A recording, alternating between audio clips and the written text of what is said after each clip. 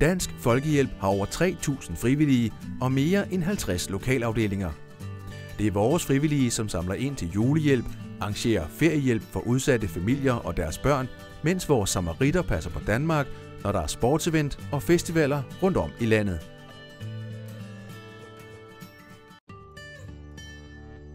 Det var en arbejdsulykke i 1907 i kuplen på Cirkusbygningen i København, der blev starten på Dansk Folkehjælp.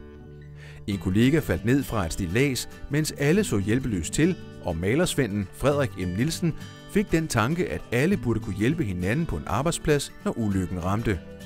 Inden for et år var Dansk Folkehjælp en realitet, og i dag har vi førstehjælpsinstruktører i hele landet, der rykker ud til arbejdspladser, skoler og daginstitutioner og underviser i førstehjælp. Der er tusinder af socialt og økonomisk dårligt stillede børnefamilier i Danmark.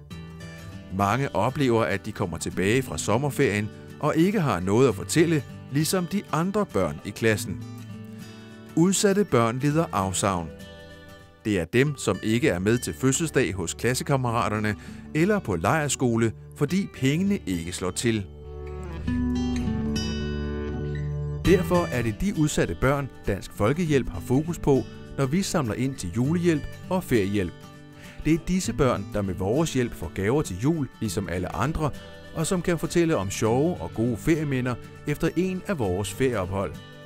Både vinter, efterår og sommer tilbyder vi feriehjælp for børn og deres familier.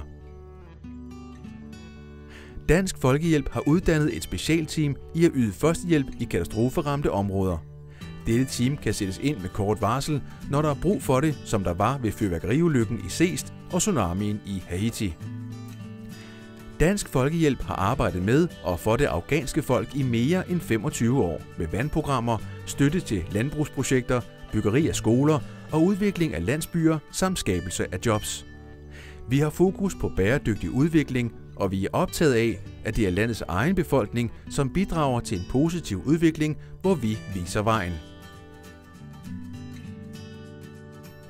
Hjælp os med at hjælpe andre